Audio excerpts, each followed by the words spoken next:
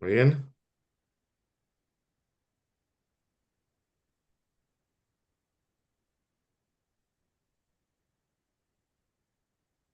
Okay.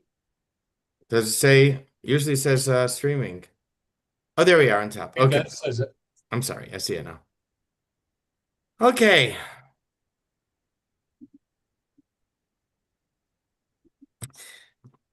Welcome to Apples. Welcome to the Garden of the Spirit, a class studying apples from the orchard for the second time beginning after Pesach 2014. This class meets in Long Meadow, Massachusetts, the center of the universe, and is held in memory of Malka Ruth Bas Moshe, Margaret Vogel of blessed memory. Apples from the Orchard contains selections of teachings of Kabbalah from the Arizal, Rabbi Yisrael Kluria, based on the weekly Torah portion, superbly translated and explained by Rabbi Moshe Wisniewski. Okay, we are on page 894. A few people who are away out of town,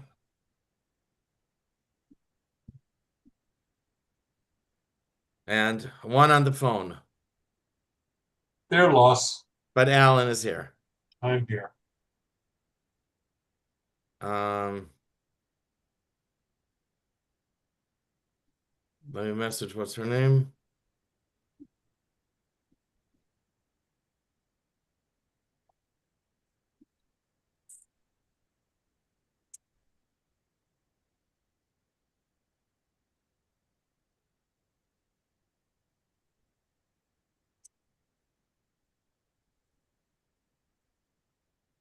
Okay. All right. So we're talking about the seven species of Israel, the seven products of Israel that are mentioned in Parshas Ekev. In places it says how the land with which the land is praised. The Shiva Minim, the seven types, literally. The we showed how they're connected with the spheres, and we are up to um we're on I think up to number three. We're at the end of number three. And talking about the vine and the grapevine. And that is connected with their three names, Havaya. Oh, and it was connected with Tiferes. So we're up to number 12. The Talmud says, in the world to come, there is no eating, no drinking, no propagation, no business, no jealousy, no hatred, and no rivalry. Rather, the righteous sit with their crowns on their heads and delight in the radiance of their Shekhinah. As it says, they gazed at Hashem and they ate and drank. This is said when at Har Sinai. When Hashem spoke, it says that they gazed at Hashem, they ate and drank. And the idea here is that they didn't literally eat and drink, but they were nourished by the revelation of godliness. Now, from this um, quote, we are concerned with the words, they sit with their crowns on their heads. So the crown obviously is Keser. Here it refers to Malchus. And I forgot to write that Malchus has a direct line to Keser. Malchus is a form of Keser because Keser is the crown for the partsuf, for the profile, and Malchus is also the crown for the stage that's lower than it. So the crown refers to Malchus. We've said that on Shabbos, each triad of spheras rises to the next level. Zerampin ascends to the level of Abba and Ima. However, only the inner dimension ascends. The outer garment remains in its place. We haven't said that yet, I think. Nukva ascends to the level of the inner dimension above the outer garment. I think it should say the level of the inner dimension of Zerampin. And the higher than the outer garment, and then becomes a crown for the outer garment. Nukva, and this is when Mashiach will come, or in the world to come. Nukva will then receive the same radiance of Havaya as the Anpin. What is the same radiance? This refers to the names of Havaya explained in number 9. Each of the 4 expanded spellings of Havaya, 72, 63, 45, and 52. Over there we said to remove the primary letters of all 4 names, which leaves us with 128. We add 4 for the letters of Havaya. Notice we only use the expanded letters, expanded spelling, and not the primary letters, the secondary. And then it leaves us with 128. We add 4 for the letters of Havaya, for the 4 letters, Yud-Ke, Vav-Ke, 1 for the Kollel, and it's 133, which is the same as Geffen, the grapevine. I don't know here if it means that we have to go through all those numerical gymnastics. It could be that we just use the 4 names of Havaya with their expanded, each one with its own expanded spelling. And that will reach Nukva or Malchus because it will be on the same level as the inner garment of Zerampin. And I hope you're able to follow. Alan, please begin page 894. And we're talking about the fig. That's where we're starting, right? No, top of the page. The sages said that in the messianic future, the righteous will sit with their crowns on their heads. Know that on the Shabbos, when Zeranpin ascends to the level of Abba Nima, only its inner dimension descends, whereas its outer garment remains below at its normal level of consciousness. Nukva then ascends to be level with his inner dimension, becoming a crown over the head of his garment, which remained below in its usual place. It is then that she receives all these spellings out of the name Havaya on par with him. The ideal state, of course, is for Nukva to be fully matured, postured as the crown of Zer Anpin, receiving insight and inspiration on par with him. This state will be fully realized only in the Messianic future, when the task of elevating and refining the world into a home for Hashem will have been accomplished, and it will no longer be necessary for Nukva to descend into contracted states of consciousness in order to elevate the lower realm of reality on or from their level. The Shabbos is a taste of the world to come, and therefore this state is semi-realized on Shabbos. Okay, now we're now going to the next fruit, next produce. The next fruit is the fig, which is associated with Netzach. So far, we're going in order. And all 3 expanded spellings of the name Ekev, Hashem's name, Aleph, Hey, Yud, Hey. Like Havaya, Ekev has 2 letters, Hey, which means it can be expanded with Hey Aleph, Hey Hey, or Hey Yud. The values of expanded spelling of Ekev are 161, 151, and 143, with a total of 455. We usually say with a combined total of 455. The value of Te'ena fig is 400 plus 1 plus 50 plus 5, 456. Throw in a kollel, and they match. Naturally, of course.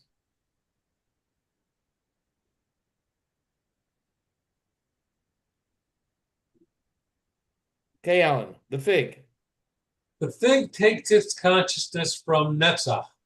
This is the principle of the 3 spellings out of the name Ekev, giving numerical values of 161, 151, and 143. I'm not going to go through. The sum of these 3 values plus the kollel gives 456, the numerical value of the word for fig. Okay. Henna. 161 plus 151 plus 143 plus 1 equals 456. Antenna is Tuf Aleph Nun Hey, 400 plus 1 plus 50 plus 5, which equals also 456. Okay, 14. Remember that the first three spheres are intellect or mental states, and Zeir Anpin are states of emotion. The three expanded spellings of Ekev are the first three spheres or mental states of Ima that enter Zeir Anpin. Within the three mental states of Ima are three mental states of Abba that contain three names Havaya. So the three mental states of Abba, of Chachma, go into the three mental states of Ima, or Bina, and then they go into Zeir Anpin. The Pasuk in Mishlei says, Notzer Teina Yochal Perya. The one who guards, the one who guards the fig will eat its fruit. The one who guards the fruit, or the one who guards the fig. I gotta fix that. The one who guards the fig refers to the intellect of Ima, and will eat its fruit refers to the intellect of Abba. And we're gonna explain. Go ahead. These iterations of the name Ekev are the mental states of Ima that enter Zeir Anpin, included in which are the mental states of Abba, which are the three names of Aya. It is thus written, he who guards the fig will eat its fruit. He who guards the fig refers to the mentality of Ima, will eat its fruit refers to the mentality of Abba. The Arizal now shows how the phrase will eat its fruit refers to the mentality of Abba.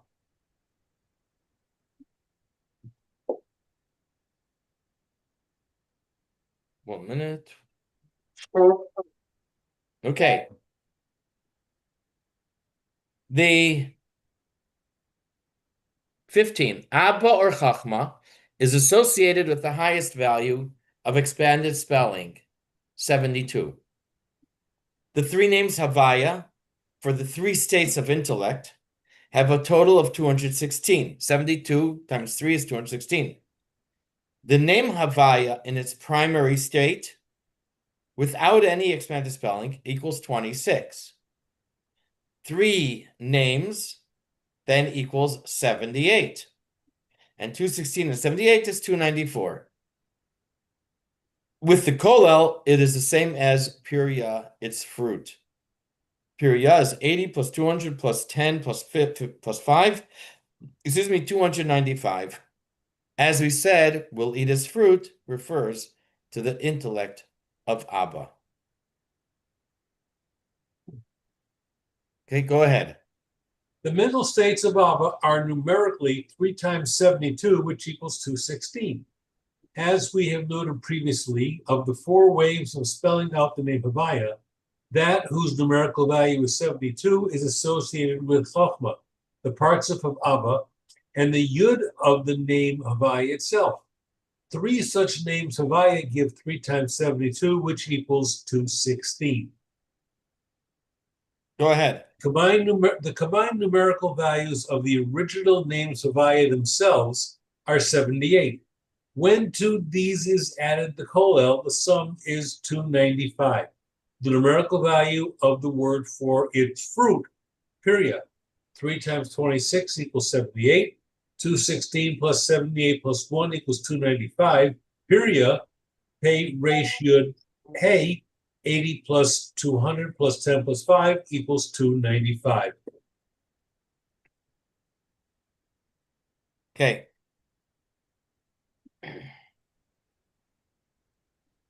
This is the fig.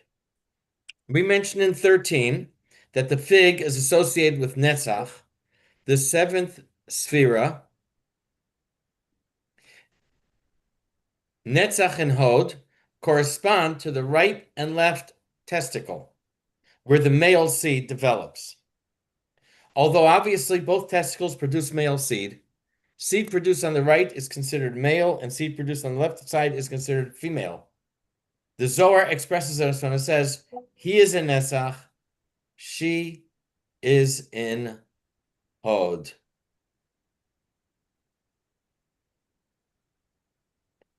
Okay, go ahead.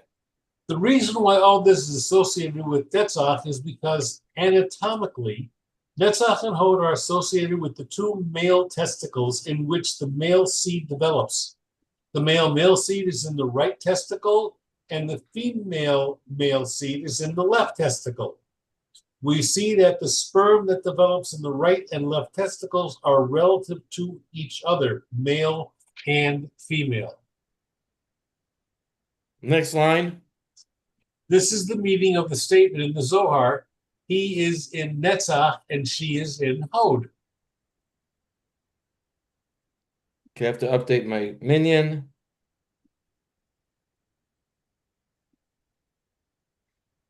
Okay, we're getting there. All right. Now, let's say goodbye to the fig. The next fruit on the list is the pomegranate associated with Hod. The gematria of Rimon, pomegranate, is 200 plus 40 plus 6 plus 50, which is 296. The same as the angel Nuriel. Now, we typically don't say the name of an angel unless it is the name of a human. Also, Nuriel are sometimes used probably more in the Sephardic community as a name. You might see there's one who's been in the news now and then, Nuriel Rubini.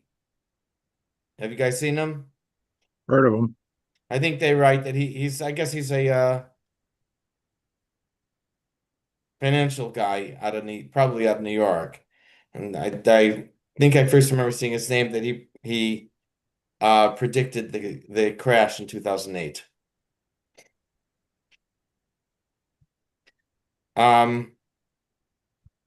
Okay, so Rimon pomegranate equals Nuriel for the angel. Okay, go ahead, Alan. The pomegranate originates in Hod, and thus the numerical value of the word for pomegranate, Ramon, plus the kolel is the same as that of the angel Nuriel. Ramon, Resh, Mem, Vav, Nun, 200 plus 40 plus 6 plus 50 equals 296. 296 plus 1 equals 297. Nuriel, Nun, Vav, Resh, Yud, Aleph, Lamed, 50 plus 6 plus 200 plus 10 plus 1 equals plus 30 equals 297. Okay, now the gematria of pomegranate also matches another angel who we don't say the name of angels unless they're used by humans also. This is not used by people, so in our class we call him Tron. Now, so you see his name is spelled Mem Tes Tes Resh Vav Nun. The first letter is Mem, and the last three letters, Resh Vav Nun, are the same letters as Rimon, pomegranate. Huh. Okay.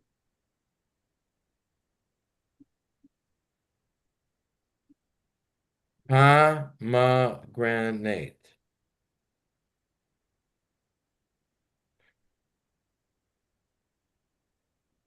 Pomegranate. Okay, I'm totally confused. Oh, E. I see. The second and third letters are both Tes, which have a value each of 9. Together, they equal 18 or Chai. And the name Tron can then refer to the Chai or life force of the pomegranate.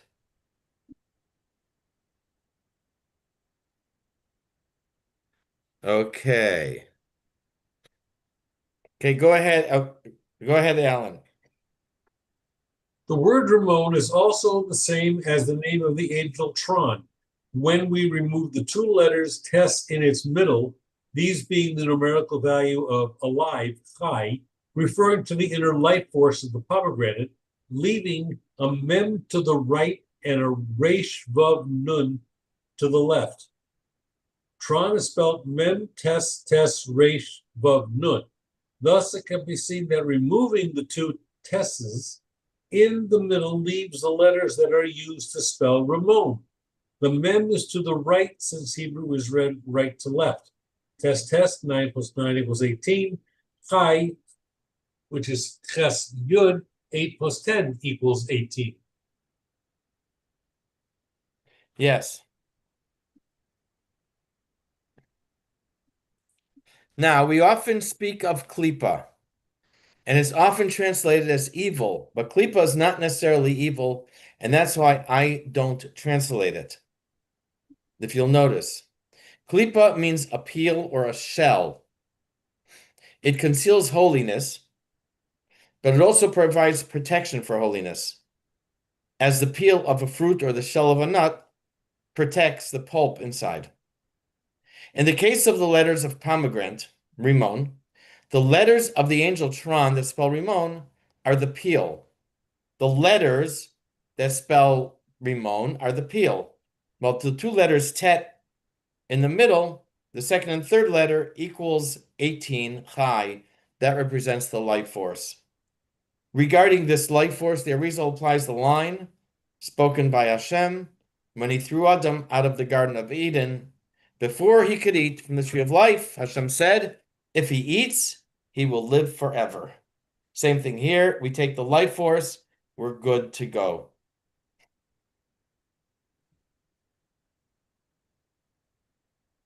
Alan? These remaining Sorry. letters that spell Ramon are the outer shell that we call the pomegranate, while the inner life force is the Sephira of Tiferes. This is alluded to in the verse, lest he eat it and live forever. T.O. My turn. 20. Rabbi Elisha ben Avihu was one of the four rabbis of the Talmud who delved into the mysteries of divinity. One died, one lost his mind, Rabbi Akiva remained unharmed, and Elisha ben Avihu became a heretic. Although he was an outstanding Torah scholar, the other rabbis avoided him and avoided learning from him so as not to be influenced by him. Rabbi Meir continued to learn from him and was not afraid. It was not afraid of being influenced by his heresy. The Talmud explains that Rabbi Meir ate the pulp and discarded the peel. In other words, he knew what to accept and what to reject. Klipa needs nourishment from holiness to exist. Kabbalah describes this as unauthorized diversion. When it goes to Klipa, when the life force of holiness goes to Klipa, Kabbalah describes it as an unauthorized diversion or leeching of holiness. Klipa cannot divert from the actual life force, but only from the garment or the peel. Okay, go ahead. And so it is said of Rabbi Meir. He ate its core and discarded its shell. The forces of evil cannot suckle from the inner life force, but they can suckle from the garment, that is the pomegranate. Okay.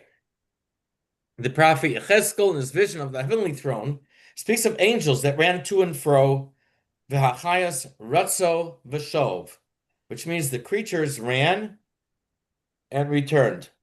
The word for run, ratzo, equals 297, the same as rimon, pomegranate. The connection between the pomegranate and the movement of angels is not clear. He may explain it in the next line. The word for run is also the same letters as savar, neck. The neck connects the intellect and the emotions. In this case, it connects ima as far down as hod. Okay, next paragraph. In this way, we may also understand the mystical meaning of the verse. And the angelic beasts were running and returning. The numerical value of the word for running, ratzo, plus the kolel, is the same as that of the word Ramon. Ratzo, resh, tzadik, vav, aleph, 200 plus 90 plus 6 plus 1 equals 297. Continue. The word for running, ratzo, may also be permuted to spell the word for neck, tzavar. Tzvar, tzadik, vav, aleph, resh. Continue. This refers to the neck of Ima, that is her throat. Ima extends as far as Hod. Okay, thank you. The word after running, vashov, returning, has a gematria of 6 plus 300 plus 6 plus 2, which is 314, the same as Hashem's name, Shin Daled Yud, Shakai. Running is associated with the peel of the pomegranate and the klipa, while returning is associated with the pulp of the pomegranate and the life force. Go ahead. The inner life force, in contrast, refers to the words and returning, inasmuch as the numerical value of the name Shakai, 314, is the same as that of this phrase and returning. In Hebrew, the phrase and returning is one word, Beshov, Vav Shin Vav Bet Bes, 6 plus 300 plus 6 plus 2 equals 314. Or Shakai Shin Dal Yud, 300 plus 4 plus 10 equals 314. In any case, running is associated with the pomegranate, the shell, while returning is associated with the inner life force. Okay, thank you. Ready for 23. Ready for the sixth one. The sixth product of Israel is oil from olives and associated with Yesod. The Torah says a land of wheat and barley, grape, fig, and pomegranate. A land of oil, olives, and date honey. So it says a land twice. It says a land at the beginning, and then after 5, with 2 left, it says land again. You got two Yesod ups. is primarily what? You got 2 ups. Oh, That's why it's underlined. I meant to take it out for when I wrote it. Yesod is primarily masculine. Land is feminine. Why does the Torah add the word land, which is a feminine construct, before the olive, which is a masculine construct? Honey, might be more accurate to say nectar, is a feminine construct like land, and it would have been appropriate to place land before honey. That's the question. Okay, Alan, go ahead to the question. Oil olives. Oil olives originate in Yesod. Since Yesod is a relatively male sephira, we may ponder why the verse does not read simply a land of honey. As we know, land is feminine, an appellation for malchus, and honey, as we shall see presently, is also associated with malchus. It thus seems inappropriate that the word for land should be repeated just before a masculine associated modifier. Modifier. Okay. The pasuk bundles olives with honey after the word land because Yesod never separates from Malchus. It's compared to the upper tip of the letter Dalid, which is an essential part of the Dalid. If the tip is missing, the mezuzah or Torah is not fit for use. And I don't know where this Dalid comes from or if it's a specific Dalid. I haven't thought of that. But the bottom line is that Yesod is inseparable from Malchus. Go ahead, Alan. Know then that Yesod never separates from her, that is Malchus, and is embodied in the upper tip of the Dalit. Of it is written, better a close neighbor than a far brother. A close neighbor refers to Yesod, which receives the 370 lights corresponding to the numerical value of neighbor, Shechen. It remains close to her and does not part from her. Shechen Shin Kaf Nun, 300 plus 20 plus 50 equals 370. Okay, now, a pasuk in Mishlei says, a near neighbor is better than a far brother. A near neighbor refers to Yesod, which is close to Malchus. The word for neighbor, shachen, has a gematria of 300 plus 20 plus 50 is 370. This is because Yesod receives the 370 bright lights. We've had in other places. We've spoken about the 370 lights in other places. Won't get into it. The 300 refers to the three spheres of intellect, and the 70 refers to the seven spheres of emotions. We've had it a number of times, including Bashir Shayonek al Chorpesen. All right, go ahead. The far brother refers to Tiferes, which is occasionally distant from Malchus, as opposed to the neighbor Yesod, who is always close. We do it. So that's Tiferes.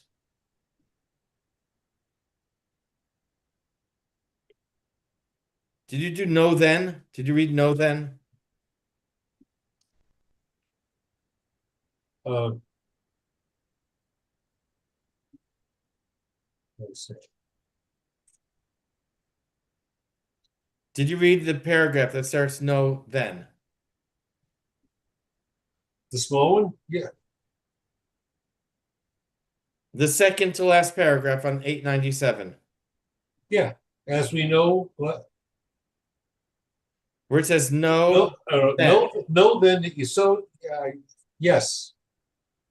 Yes. Okay. So I don't have notes for the rest of it, but we said is that the far neighbor is Tiferes, which is the third of Ze'er Anpin. It's also the center of gravity it's the main one of Ze'er Anpin, but it's far from Malchus. And that's probably why it's called a brother.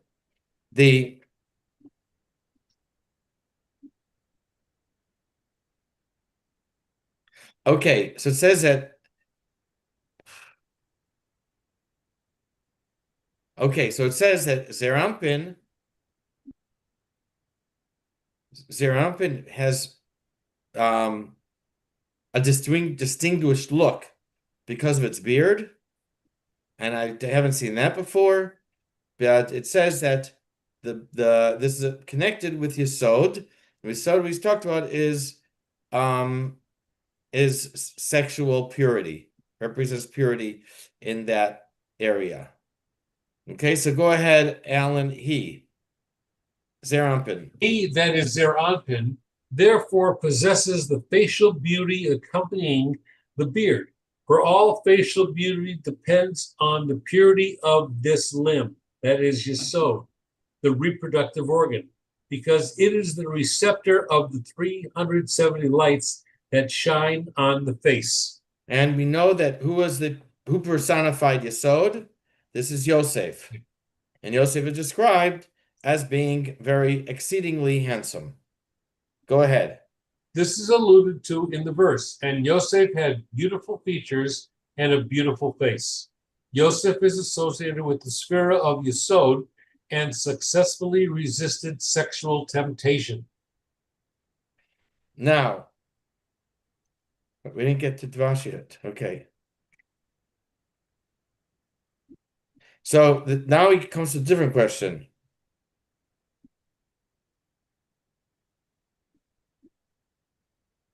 Oh, I remember that. We come to a different question. Why the Torah says it doesn't just say oil, a land of oil and honey. It says a land of olive oil and honey.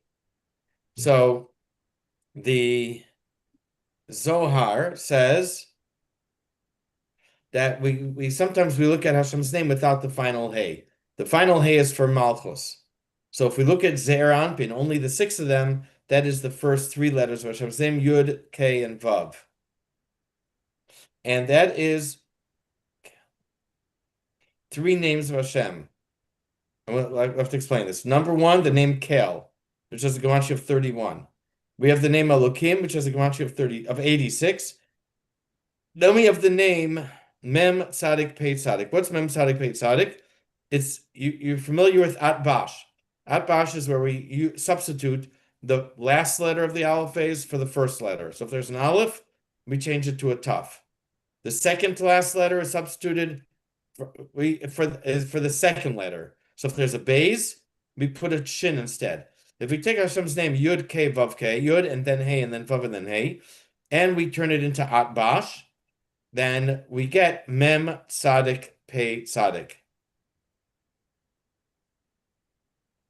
So those are three names, the Kel, Elokim, and then the Yud Kei Vav Kei, but in Atbash using the other letters. Okay, and then we're going to take away the Yud in the hand of Vav, and we end up with Zayas, with oil, the word for oil. No, I'm sorry, with the word for olive. I guess that's why we want to use this word here. Okay? Go ahead, Alan. The reason why the Torah says of oil, olives, and honey instead simply of oil and honey is because, according to the Zohar, the divine names that issue from the letters Yud, He, Vav are Elokim, Kel, and Mem Tzadik, Pei Tzadik. The combined numerical value of these names is the same as that of the word for olive, Sayas. Mem Tzadik, Pei Tzadik is the name Havaya permuted through the system known as Atbash, in which the first letter of the alphabet Aleph is replaced with the last letter Tzav, the second letter base with the second to last letter Shin, and so on. Therefore, Elokim, Aleph, Lamed, Hey, Yud, Mem, 1 plus 30 plus 5 plus 10 plus 40 equals 86. Kale, Aleph plus Lamed, 1 plus 30 equals 31. Mem Tzadik Pei Tzadik is 40 plus 90 plus 80 plus 90 equals 300. 86 plus 31 plus 300 equals 417. Sayas, Zion, Yud, Tav is 7 plus 10 plus 40, 400 equals 417. Okay, that's pretty wild. And that's why it adds the word Zayat olive. What's significant about the word for shemen? Shemen is oil. Shemen, again, using the same system of substitution, the last letter for the first letter, and so on, is shemen becomes Beis Yud Tes, which is 31. No, 21. And that is the Yud Kei Vav, the first three letters again. And this Beis Yud Tes is in Yesod.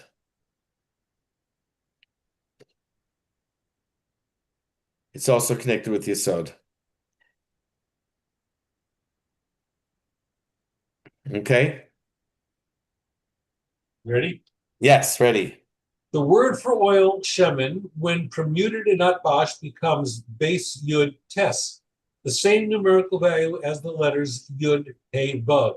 The name Yud, He, Vav is associated with the sphere of Yesod. Beis Yud Tes, 2 plus 10 plus 9 equals 21. Yud, He, Vav, 10 plus 5 plus 6 equals 21. Okay, now we come to the last one, Devash, which is either nectar or honey that comes from dates. And this is connected with Devash Malchus. It's connected with Malchus, the last Sphira, Shu Shin Vav the Shofar V'hu Mi Mem Lamed Shaba. Malchus Shaba. It's connected with the first two letters of Shofar. I think elsewhere we divided the word Shofar in one of my essays that I wrote. I think I look at we cut up the word shofar. I'm not sure how. In any case, this stands for 306 of the shofar, the first two letters. And what's Devash? Devash is 306. Okay, go ahead. Date honey, Devash, derives from Malchus and is in the Shin Vav of Shofar. It's Malchus. Devash, Daled Beis Shin, 4 plus 2 plus 300 equals 306. Shofar is spelled Shin Vav Pei Resh, but Shin Vav is 300 plus 6, 306. So the land of Israel is Malchus. That's the land, and that's Malchus. And Malchus, we know, transmits the divine beneficence into Bria. and therefore it receives from the seven spheres. In this case, the seven products of Israel, corresponding to the seven spheres. Go ahead, final.